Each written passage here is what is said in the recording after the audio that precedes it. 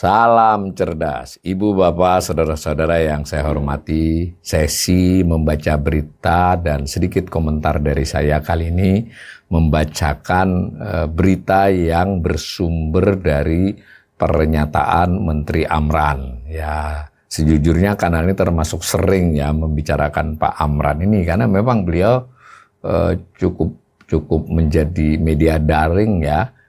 Media darling di mana ucapan-ucapannya sering diberitakan. Karena itu saya bacakan sambil memberi komentar terhadap kontennya.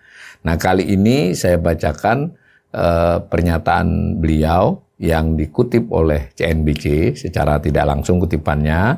Disebut Amran sebut RI bisa jadi lumbung pangan dunia. Nah, ini kan luar biasa ini ya. Tidak sekedar kita swasembada pangan, ini lumbung pangan dunia. Tandanya sudah terlihat, kata dia. Ini judulnya CNBC.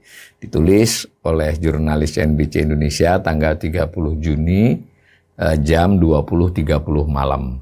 Ini ada gambar Pak Amran, meskipun gambar ini tidak dalam konteks berita ya, gambar pada kesempatan yang lain. Nah, saya bacakan. Menteri Pertanian Andi Amran Sulaiman menargetkan Indonesia dapat menjadi lumbung pangan dunia. Amran mengatakan demikian karena stok cadangan beras pemerintah sudah cukup besar, yakni 4 juta ton. Selain itu, prediksi produksi beras juga optimis dari beberapa lembaga pangan dunia. Nah, ini ya, paragraf pembuka ini menjadi kunci. Menteri Amran target menjadi lumbung pangan dunia. Mungkin masih lama ya, tapi kata dia tandanya sudah ada. Karena stok cadangan beras pemerintah ini sudah cukup besar saat ini 4 juta ton. Nah, dan produksi beras juga optimis. Sekarang yang dikemukakan tidak lagi proyeksi Kementerian Pertanian atau BPS, tapi proyeksi beberapa lembaga dunia. Kurang lebih begitu. Nah, pernyataan langsungnya dikutip. Indonesia bisa menjadi lumbung pangan dunia di mana Bulog untuk pertama kalinya dalam sejarah membeli langsung gabah sebanyak 80%. Kata Amran dalam paparannya di acara Hari Krida Pertanian, Senin 30 Juni 2025. Nah, selain itu, para petani juga kini dapat membeli gabah langsung dari Bulog, bukan lagi dari para tengkulak. Amran pun optimis Indonesia bisa menjadi lumbung pangan dunia pada 2045. Oh, ternyata untuk jadi lumbung pangan dunianya masih lama ya. Masih 20 tahun lagi, tapi tandanya sudah ada nih, kira-kira begitu. Nah, ke depan mimpi besar kita mudah-mudahan ini konsisten. Indonesia pada saatnya bisa menjadi lumbung pangan dunia. Sebelumnya Presiden Prabowo mengatakan ketahanan pangan Indonesia semakin kuat terlihat pada cadangan beras dan jagung di Indonesia sentuh level tertinggi sepanjang sejarah Indonesia.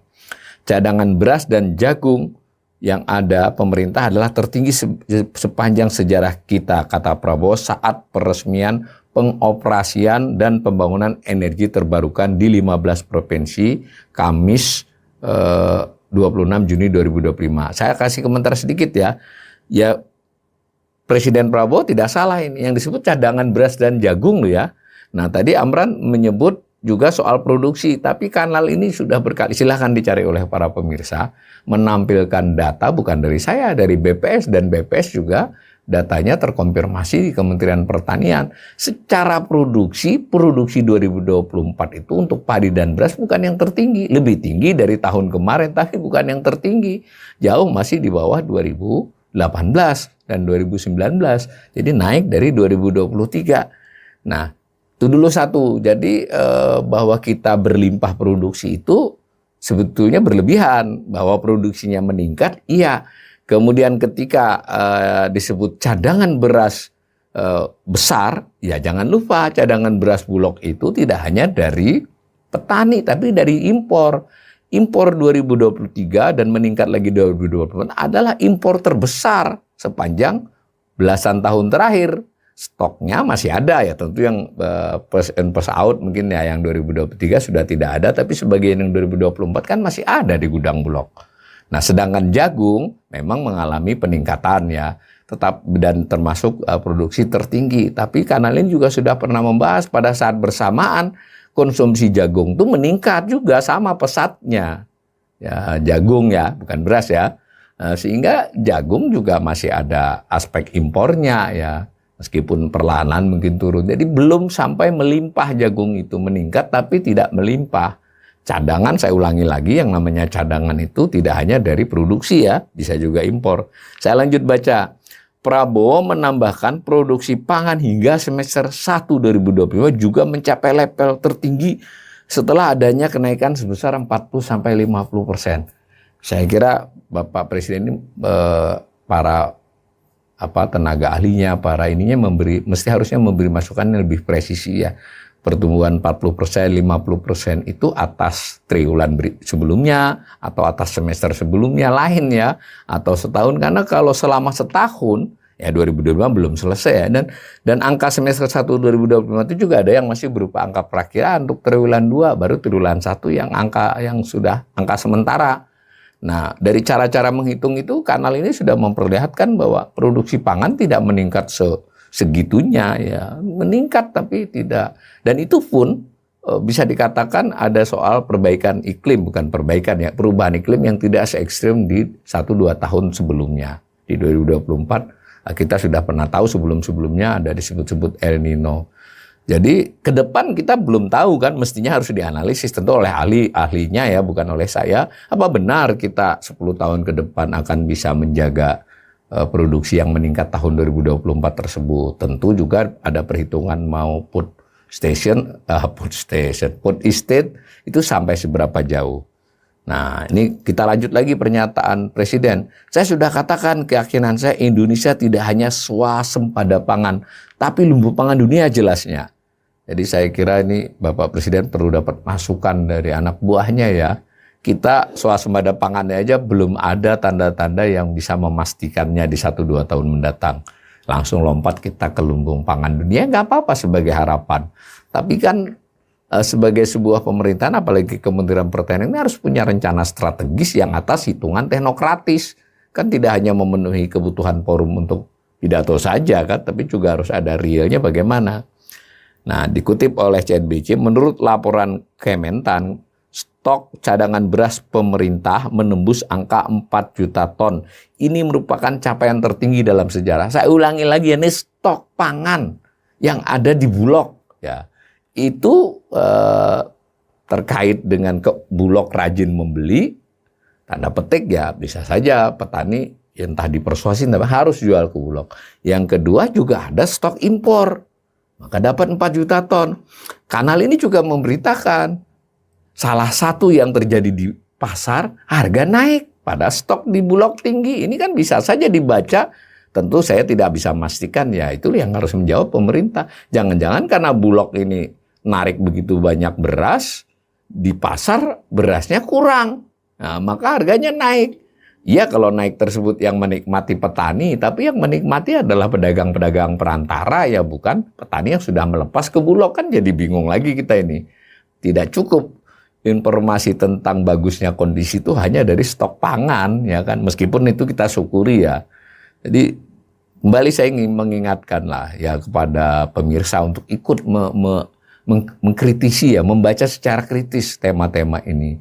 4 juta ton ada di Bulog itu pertanda apa gitu kan. Nah di sini saya baca lagi, sedangkan BPS melaporkan produksi beras nasional Januari sampai Mei 2025 diperkirakan, saya ulangi ya, jadi masih angka sementara dan angka ramalan itu dari BPS, tapi anggap aja ini benar ya, pasti segitu nanti 16,55 juta ton, karena ramalannya kan ada metodologinya bukan asal. Naik 11,95% dari tahun sebelumnya. Lihat, ini 12% ya. Tadi kita sebut, Pak Presiden menyebut 40-50% kan? Bukan salah yang 40% itu mungkin dari semester 2. Ya benar, karena semester 2 itu bukan musim panen. Nah ini kan menarik. Nah 11,95 ini tidak spektakuler ya. Apalagi nanti kalau setahun, belum tentu sampai 10% naiknya dibandingkan tahun 2024. Dan 2024 tidak sampai sebegitu naiknya. Nah kalau kenaikan segitu tuh selama sejarah apakah spektakuler atau tidak? Nanti dulu.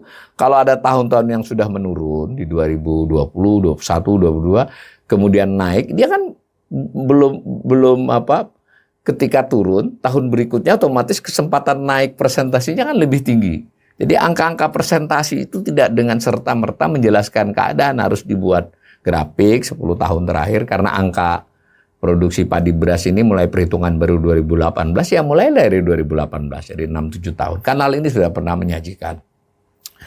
Nah, diberitakan lagi bahkan United States Department of Agriculture, USDA, Amerika ya, memprediksi produksi beras Indonesia di 2025 mencapai 34,6 juta ton. Nah, melebihi target pemerintah sendiri hanya 32 juta ton. Konsumsi di sini tidak diberitakan, ya di kisaran 31. Selama ini juga 30-31. Konsumsi relatif stabil, bahkan meskipun jumlah penduduk meningkat, dia meningkatnya perlahan karena mungkin ada peralihan sebagian kelas menengah untuk tidak banyak lagi makan beras, ya tidak makan nasi lagi. Nah, tetapi buktinya pada saat tahun-tahun yang lampau di mana produksi beras sebetulnya melebihi konsumsi, tetap ada impor. Nah, karena persoalannya kan ada penyusutan, ada soal regional, ya soal distribusi. Nah, maka angka-angka ini belumlah angka-angka yang spektakuler gitu loh, sehingga diglorifikasi menjadi lumbung. Saya ingin ingatkan bahwa untuk swasembada pangan aja pemerintah masih harus kerja keras. Apa bisa swasembada pangan dicapai 2-3 tahun ke depan, sebutlah 2029, itu merupakan tantangan yang masih sangat serius.